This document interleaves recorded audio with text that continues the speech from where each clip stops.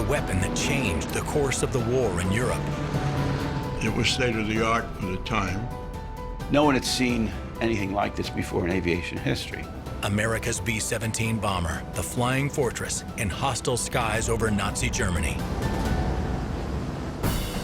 We were in our early 20s, some in the late teens, faced with the horrors of war. This was so new, and we were young, we didn't know any better. 5 miles above the earth, they take on the Luftwaffe's best pilots, knowing the risks. The odds of a crewman finishing a tour were only about 1 in 4. During the air war's darkest days, one plane and its crew lifted the spirits of a nation. The Memphis Belle becomes that ultimate symbol of what strategic bombing is over Europe during World War II. Now, the story of the B-17s and the airmen whose battles were pivotal in defeating the Third Reich.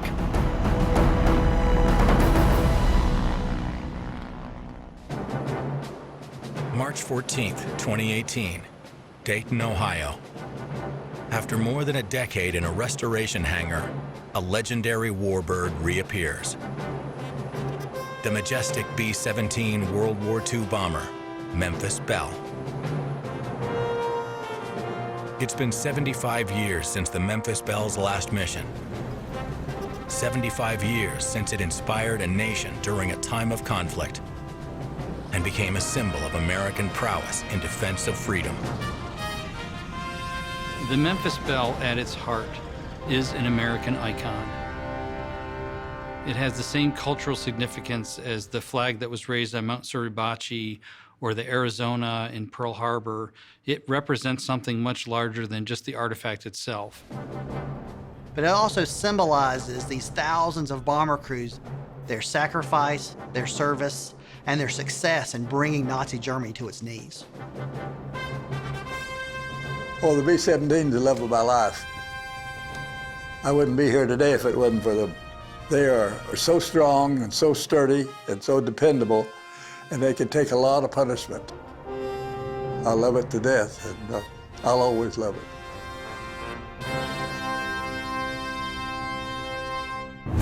January 3rd, 1943, an airfield in eastern England. One by one, B-17s barrel down the runway and climb skyward, where a new and deadly kind of battle takes place.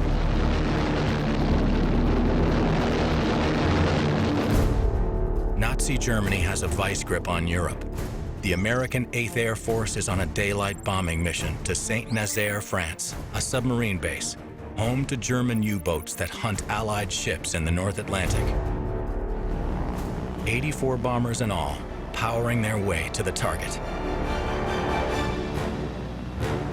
On this run, they're led by the Memphis Belle, piloted by Captain Robert Morgan, head of the plane's 10-man crew. He later wrote about the mission. It was usually quiet, except for the necessary exchanges of information over the intercom. But this time I thought it had a freighted, pensive quality. We knew what was waiting for us, or at least we thought we did. At 10,000 feet, Morgan and the crew put on their oxygen masks. They'll eventually level off near 21,000 feet, where outside temperatures reach 50 below.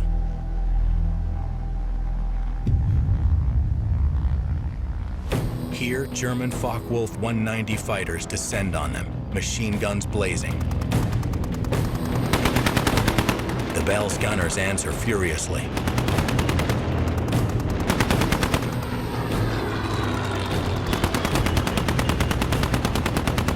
But according to Morgan, that's not the worst of it.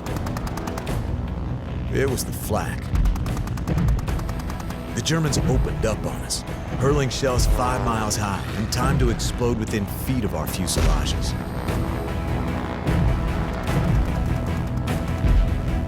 The B-17s must maintain their position in the formation, despite the carnage around them.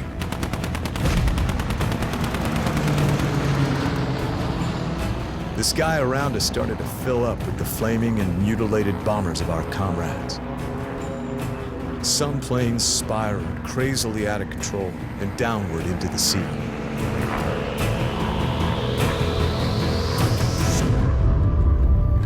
remaining B-17s push on toward the target, the German submarine base. Following the Belle's lead, they drop their bombs. Tons of explosives rain down from on high.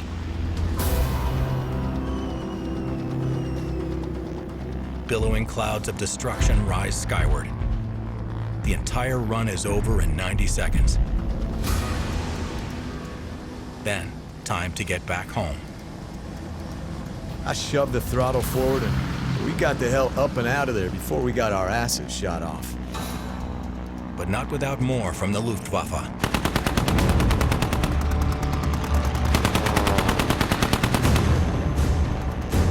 The bombers must fight their way through until the English coastline appears below them. We did well. We sunk or damaged a number of subs.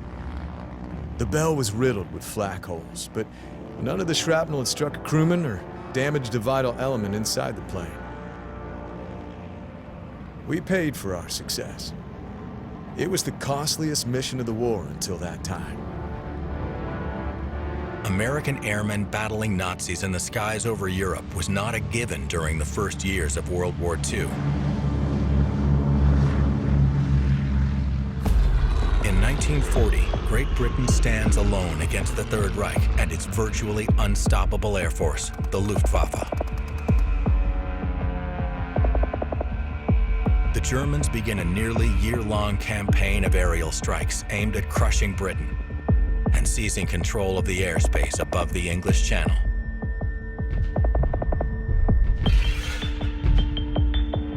The Royal Air Force fends off the Luftwaffe while the British government looks across the Atlantic for help. But America remains on the sidelines, unwilling to get involved in a foreign war.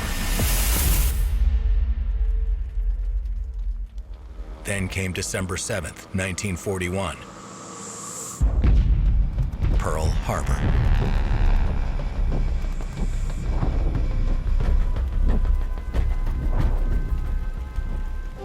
A month later, in January 1942, the U.S. Army Air Forces creates a new bomber command, the 8th Air Force, and sends a small contingent of men to England to set up operations.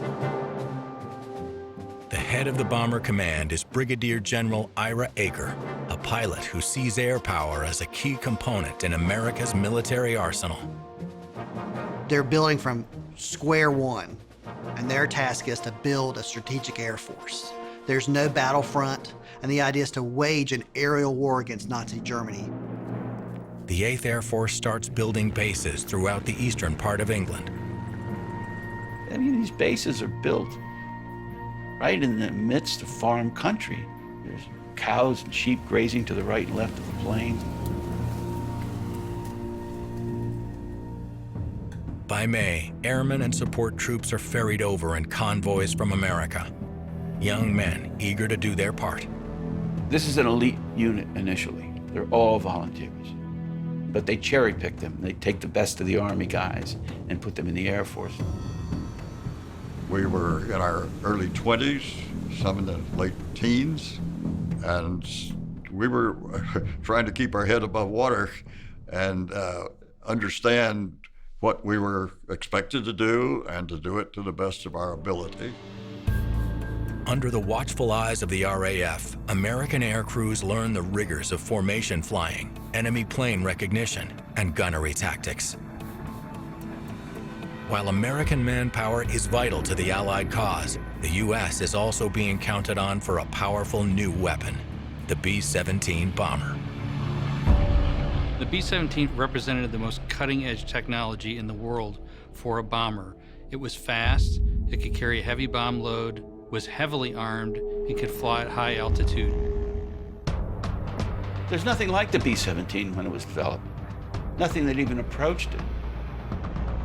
The B-17 has a range of 2,000 miles, could reach 35,000 feet, and is armed with 10 50 caliber machine guns, earning it the name, the Flying Fortress. This was a game changer, capable of taking the fight to the Nazis. But until July of 1942, there weren't many B-17s available, and the American crews who were to fly them were not trained in them. We really were unfamiliar with the aircraft. As a consequence, I think we had to focus on what we could learn as quickly as we could learn on the job. While the British and Americans agree on destroying the German war machine from the air, they differ on how to do it. The disagreement causes a potentially damaging rift between the two allies, one that would take an historic meeting in North Africa to resolve. By late summer 1942, America's 8th Air Force under General Ira Eaker has been in England for 3 months. But it's yet to make an impact on the air war. None of its planes have flown a mission, dropped a bomb, or fired a shot at the enemy. Britain's Royal Air Force is going it alone in attacking Nazi targets. The British bomb at night, hit cities because it's less attrition to their own forces and allows them to hit large targets. By contrast, General Eaker wants to avoid civilian casualties and advocates an approach called daylight precision bombing. The Americans want to bomb during the day and hit specific targets that would inhibit the ability of an enemy to wage war. And so this effectively guides the American strategy in those early stages of the bombing war. On August 17, 1942, General Eaker's strategy is put to the test. The first 8th Air Force daylight bombing mission departs from England, with Eaker himself flying in one of the lead planes. 12 B-17s head for the rail yards of Rouen in German-occupied northern France. The first raid against Rouen was a good faith effort on the part of the Army Air Forces, but it's the symbolic nature of this flying a mission, getting into the air, and starting the air war against Nazi Germany. Eaker and the 8th Air Force crews can't afford failure. It's a 3-hour run to Rouen. German defenses are caught off guard by the raid, and their response is feeble. With little opposition, the B-17s drop their bombs, destroying a German transportation hub, and then fly back to base, unscathed. The mission is a success. Newsreels capture the triumphant return. For Eaker, Rouen validates the goal of daylight bombing. Yes, our target was a marshalling yard and a roundhouse for the repair of locomotives. A very large one and a very important one to the German effort. The initial 8th Air Force raids are small. A dozen or so B-17s, escorted by RAF fighters, target sites in occupied France, Belgium, and the Netherlands. Those early missions of the 8th Air Force were to build up a body of experience without just throwing them to the Luftwaffe to see what would happen. But for the British command, these missions are not enough. They want the 8th Air Force to fly bombers into Germany and inflict damage directly on the enemy. That was the aim of aerial warfare.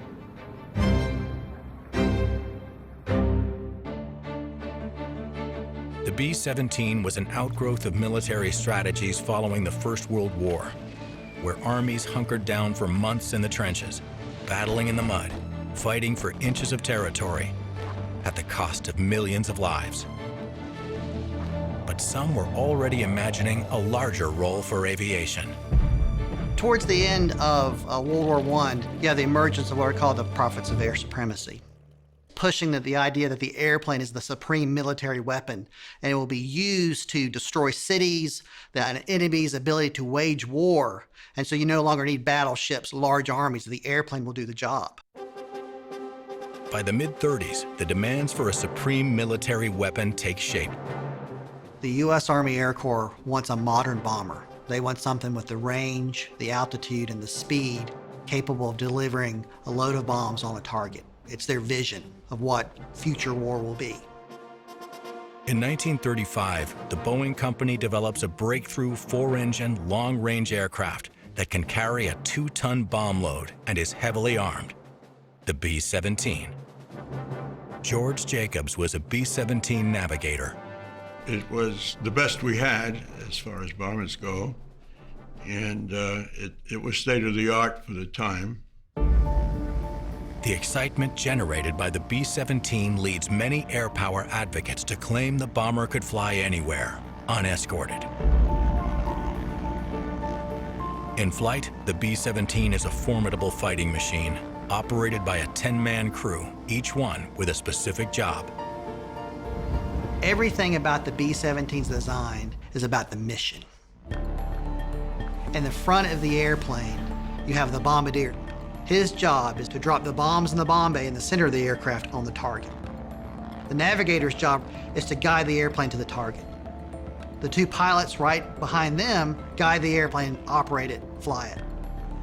The radio operator on a B-17 performs the critical function of communicating with the other bombers in the formation. For the rest of the airplane, it's all about the defensive armament and employing that in defense of the airplane. The top turret gunner, the waist guns, the ball turret on the bottom, and the tail turret all defend the aircraft against enemy attack. Within each bomber, a brotherhood is formed. You have a 10-man crew, and you are responsible for a very expensive piece of equipment in addition to the 9 other lives on the crew that you were assigned to. So that was a pretty awesome responsibility to be confronted with. Tech Sergeant Conrad Lohofer was a 20-year-old flight engineer and top turret gunner with the 91st Bomb Group. Everybody's different to some extent, but we learned to work together, and everybody had their own job, and we helped each other out when we needed to, and we became a pretty close group. You felt that the crew depended on each other. 10 people getting together outside, but in the plane, the 10 became one.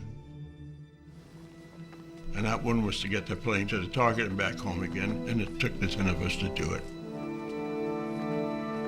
You can well imagine that a crew is responsible for that one airplane, and that airplane, of course, is part of a larger picture in the squadron, and the squadron is part of a larger picture as far as the objectives of the group were concerned.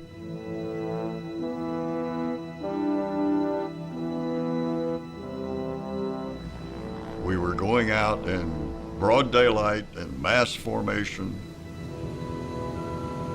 and trying to strike a particular target that would severely hamper the war effort of the Nazis.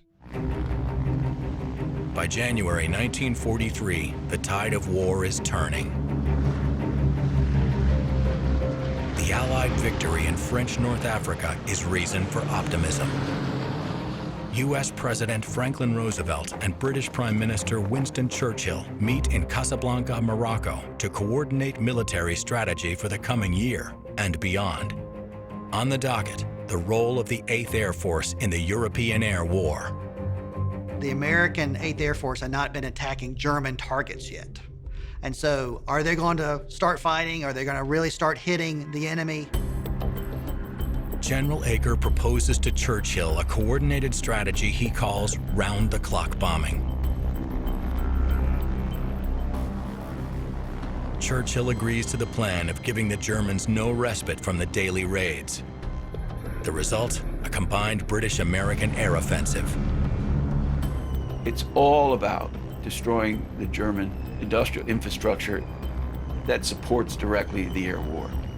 We are going after factories that produce essential things like airframes and ball bearings for the war machine. So far, the strategy is working. But as the B-17's raids take them deeper over Germany, their fighter escorts don't have the range to accompany them. A minor matter to those believing in the air power theory. Part of the theory is that the bomber will always get through. And that means that the bomber will get through without fighter escorts. And you don't need fleets of fighter planes to take you all the way to the target. Even with the B-17's massive firepower, that's not what unfolds in the skies. So the Germans would just wait And the bombers are on their own all the way to the target, and they get slammed.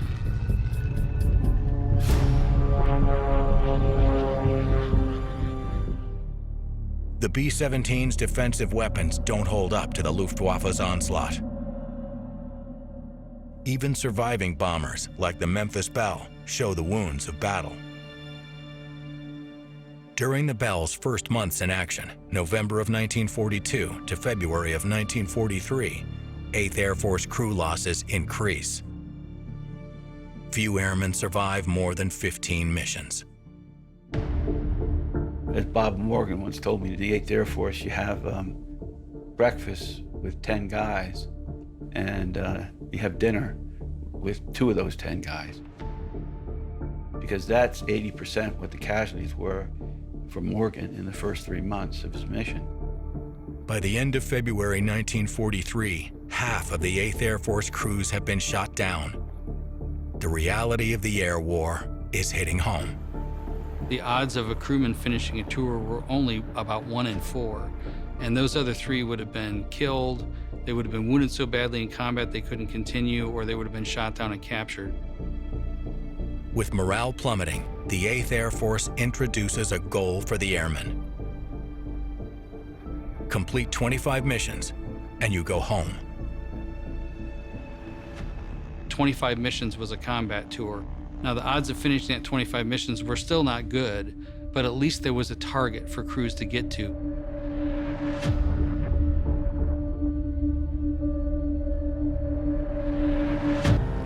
Airmen start counting down their missions, and morale begins to rise. But those completing their tours will need to be replaced. The key to replacing them is to sell the war effort back home. Enter William Wyler, the Academy Award-winning director, in England, hoping to film a documentary capturing the success of America's strategic bombing campaign. Wyler focuses on the B-17s out of the 91st Bomb Group, and, like all good Hollywood stories, a twist of fate leads him to his star. Wyler had earmarked another plane that he really wanted to do, and that plane was lost over Germany. And the day he heard it happen, he got in a Jeep and he rode around the runway. And Morgan's plane was parked at its hard stand, all gleaming and everything, and he was struck by the nose art. This beautiful Memphis Belle. Wyler said, "This is our plane. We got our plane." After a few close calls, a severely damaged tail, and dangerous raids into Germany, the Memphis Belle notches its 25th mission. It's not the first heavy bomber to make it. Other B-17s precede it. But the Memphis Belle, with its charismatic pilot and hand-picked crew, receives the honor of being the first B-17 to return to America, where they'll embark on a mission that may be more important than any they've flown before. Summer 1943. Allied forces gear up for the invasion of Sicily, seeking their first foothold in Europe.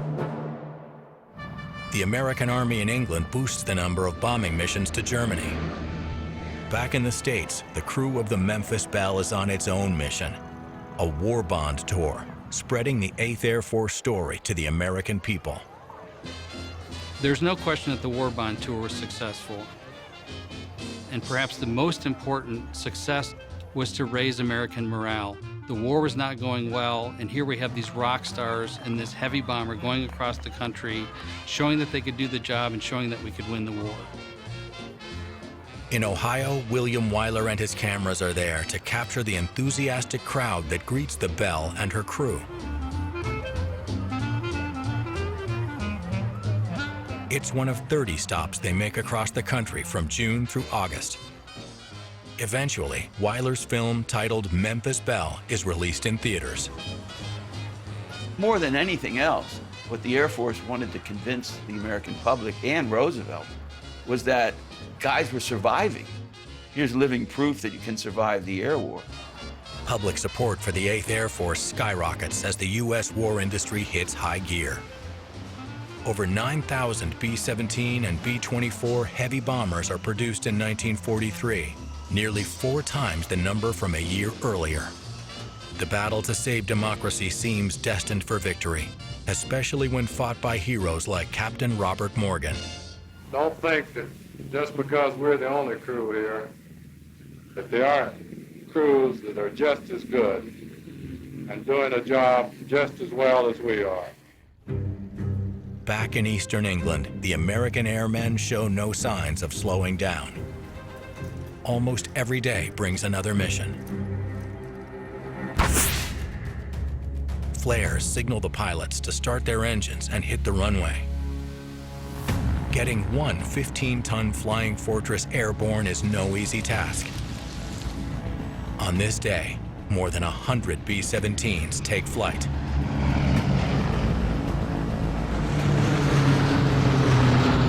The takeoffs would be very quick between individual bombers, between 30 seconds and a minute.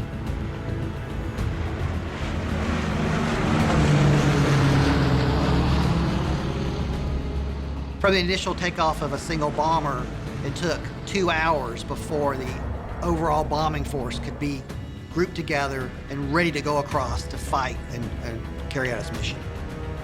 Once airborne, the pilots maneuver their planes into a tight formation.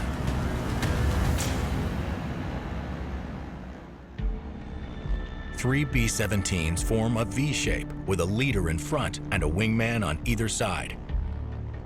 Called an element, 4 of them create a squadron of 12 planes, and 4 squadrons form a group. What they're going to do is create what's called the combat box formation, and that allows them to concentrate their forces, allows them to survive in the air. The lead ship of an element would fly at the middle altitude, and then you would have one wingman that would fly higher than that slightly, and then the other wingman fly slightly lower. Each squadron, at varying altitudes, keeps the formation together, flying nearly wingtip to wingtip. A formation bristling with firepower, ready to take on enemy fighters. It's protection they'll need over German airspace. But before they get there, the airmen confront their first and most insidious enemy. Men have never flown this high before. Men have never fought this high before. Weather is the major problem early on in the air war. It's the big killer. This is an Arctic environment. The altitude's upwards of 35,000 feet. The temperature's approaching 50 degrees below zero. Crews at high altitudes have a variety of dangerous situations to face. When you fly a mission, the higher you get in altitude, the more difficult it becomes to do things. Above 10,000 feet, you had to go on oxygen. You have to keep every part of your body covered. So each of the crews have to wear heavy, shearling clothing. If you touch any bare aluminum, bare metal in the aircraft, your skin will stick to it. U.S. airmen, averaging 22 years old, are fighting a kind of war never fought before. While confronting the dangers of thin air and bitter cold, they must also face the mighty Luftwaffe. We learned very quickly that they were a lot more experienced and professional in what they were doing. We were citizen soldiers, college kids that were thrust in this position. They'd been fighting a war for years. They knew the capabilities of their own equipment and themselves. And they had their aces or their really accomplished pilots. We hadn't had the chance to develop any on our side that were equal to them. German fighters, such as the Bf-109 and the FW-190, were formidable opponents. They had high caliber machine guns and cannons. They were highly maneuverable, and they were used with tactics that offset the advantages of that concentrated fire control of the B-17s. Flying at speeds over 400 miles per hour and armed to the teeth, the German fighters attack.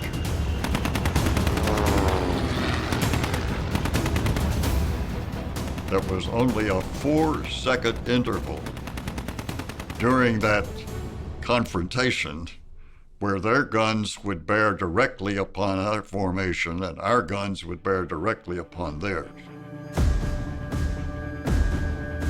Seemed like 4 years, but it was only a space of 4 seconds.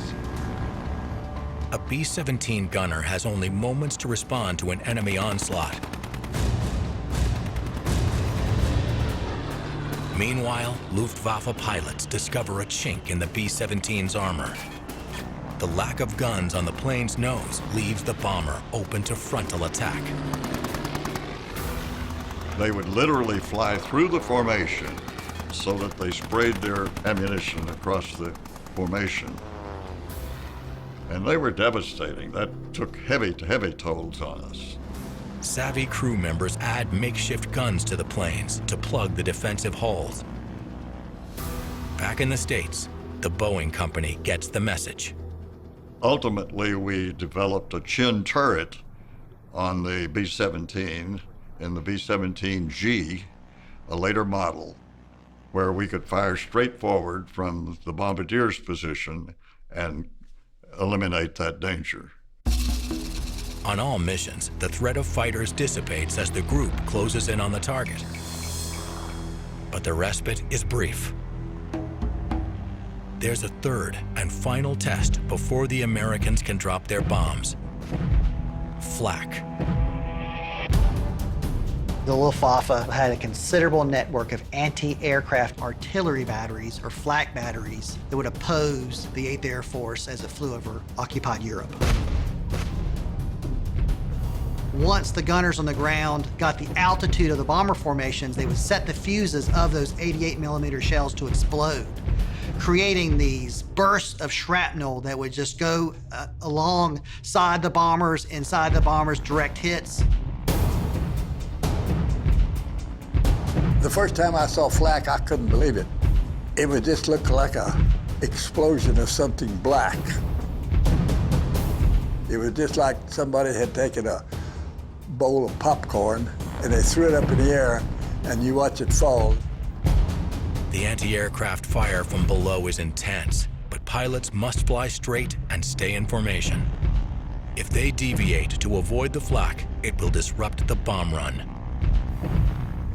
The Germans could shoot flak up to 40,000 feet. We can't get over that. You have to fly at 25,000 feet to bomb accurately. The higher you go, the less accurate your bombs are. Flak was just Russian roulette. You had to go through it, and you were going to be hit by it. It's just a matter of where it would hit you and when. Not all B-17s will make it past the enemy fighter and flak barrage. Those that do drop their bombs on the target knowing they're only half done with the mission. Getting home safely is the other half. At each base across England, the same story plays out.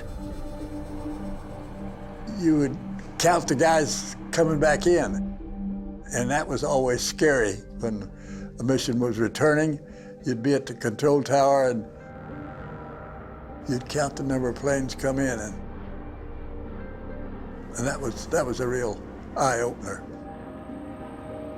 Each crew member lucky enough to return focuses on 2 goals: hitting Nazi targets and surviving enough missions to go home. Oh, that's one more.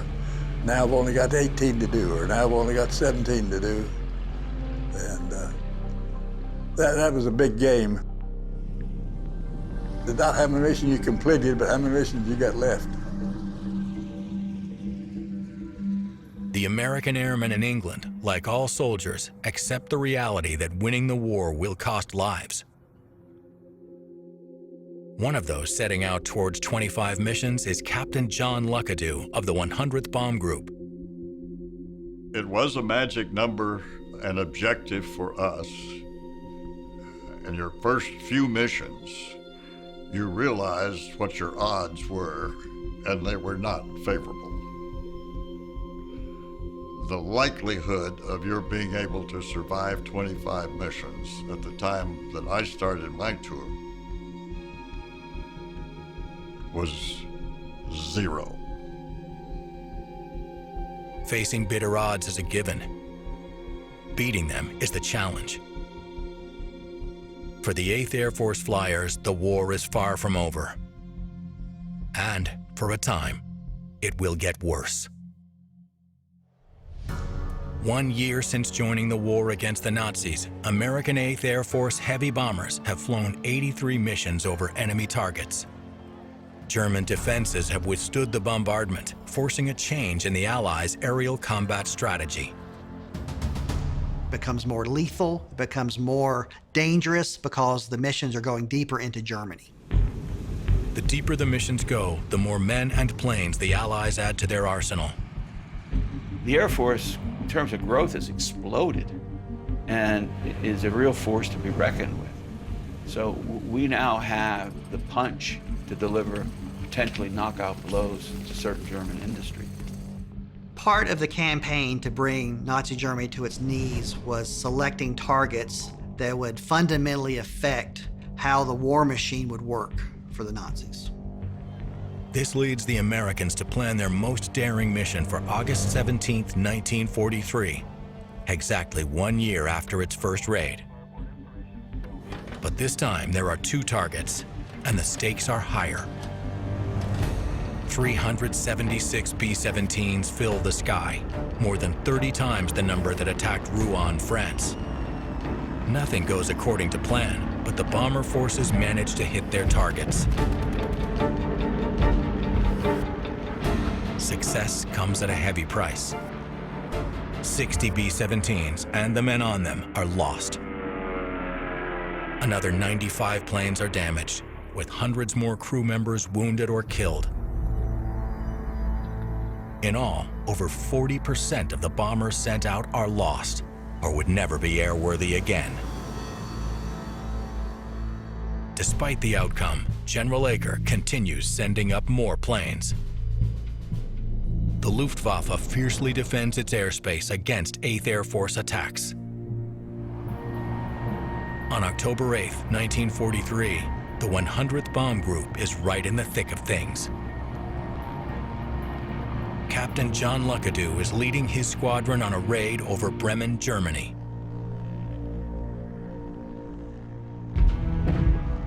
We encountered the most extremely heavy anti-aircraft defense that we had ever experienced before. This time, the Luftwaffe employs a new tactic.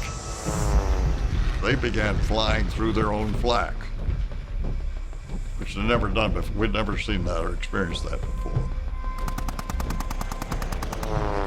The German fighters are determined to repel the oncoming American bombers. And as we turned on the final bomb run, I looked out the corner of my eye and I saw this flight of 2 Focke-Wulf 190s coming directly at us. And they never veered in the slightest. And the gunners, of course, were pouring out all the lead they could to try and fend them off.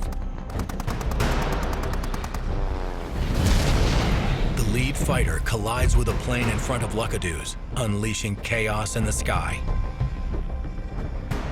We lost 12 out of the 18 ships in the formation due to the heavy flak and the fighter attacks.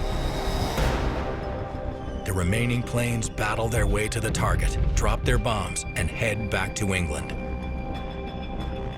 Captain Luckadoo joins them, flying his damaged bomber with its plastic nose knocked out. And all this cold air was rushing into the cockpit. I had to sit there for 5.5 hours on the way back and frostbit both my feet. But we did manage to get back. Heavy American losses don't deter further attacks. 2 days after my Bremen mission, we sent out 18 airplanes in the 100th Bomb Group, and only 1 returned. So we were virtually wiped out. But we were able to replace and recover. The demand and the necessity for us keeping the pressure on and continuing to put up what we called a maximum effort we answered that call.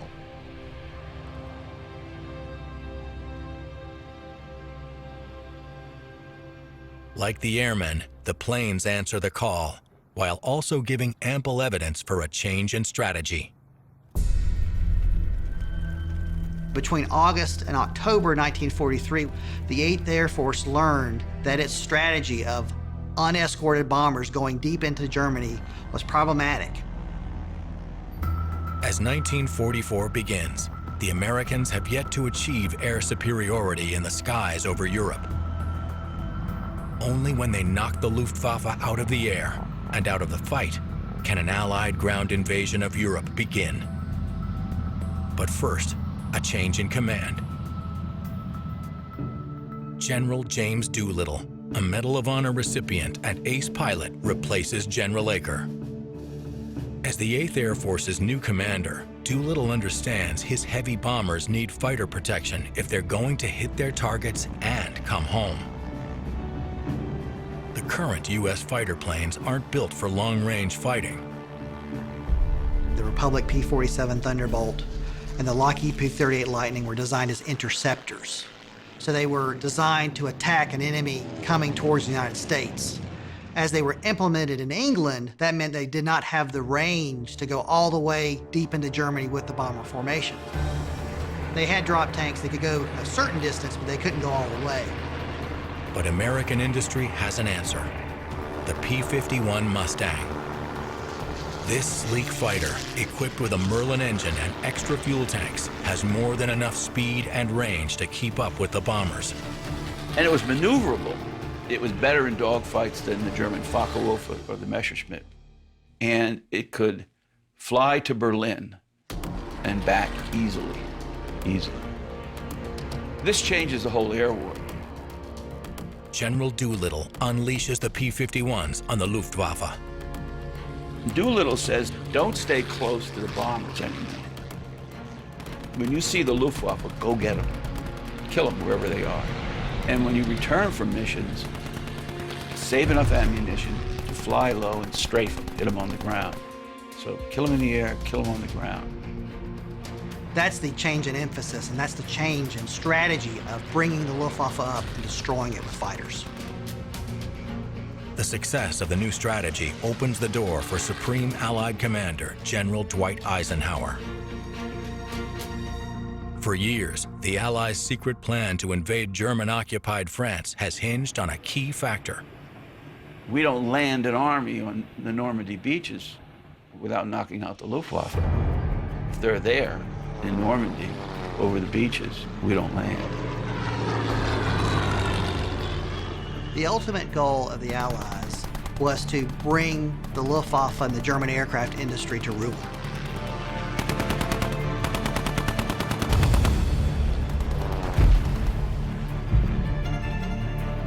In March 1944, the Americans bombed Berlin in daylight, pummeling the city that Hitler had vowed would never be attacked.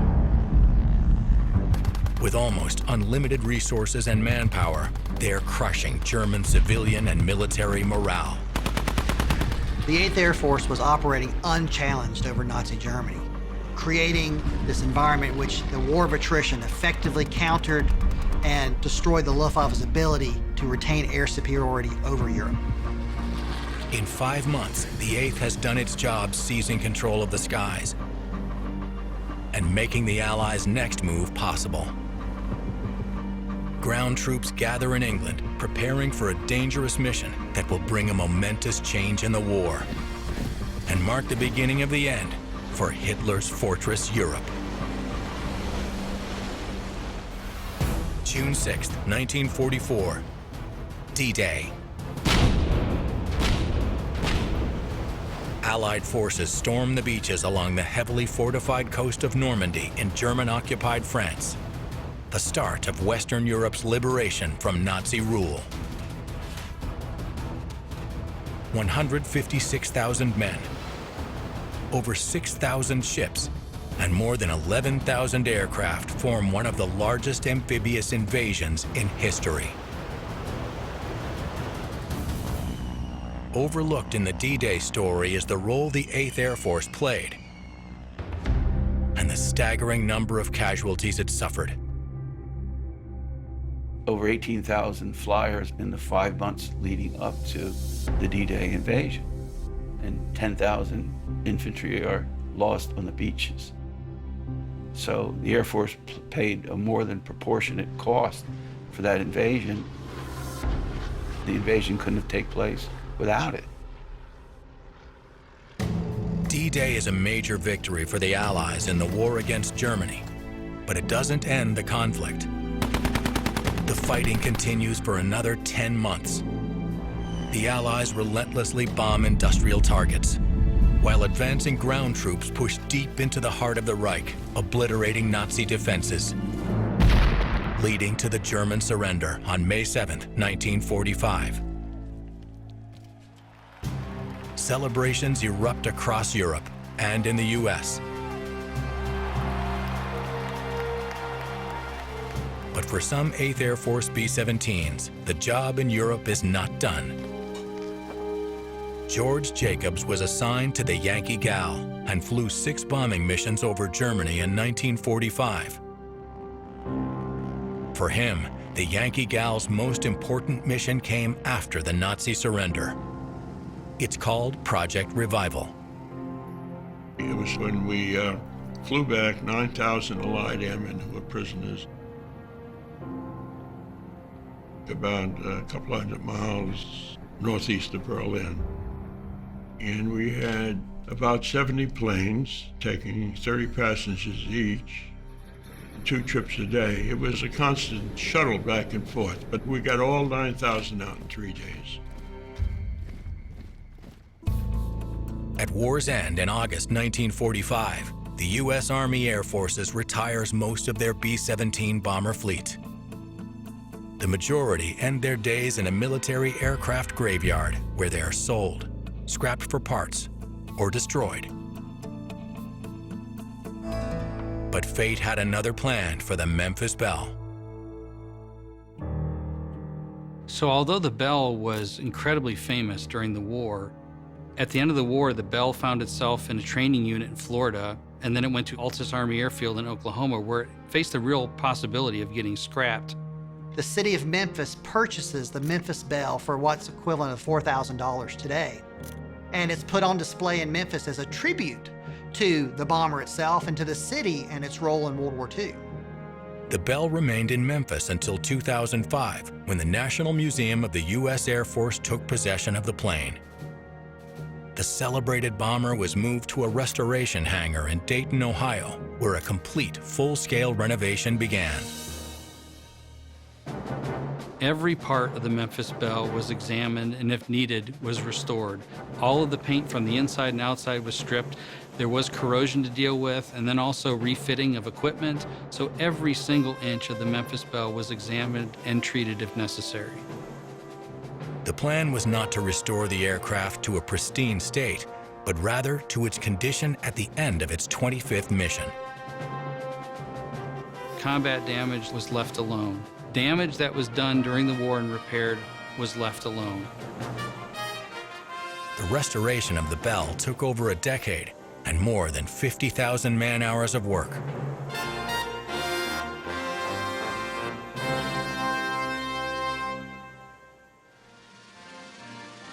On May 16, 2018, the eve of the Belle's public unveiling, the National Museum of the U.S. Air Force holds a private ceremony with 1,000 guests in attendance.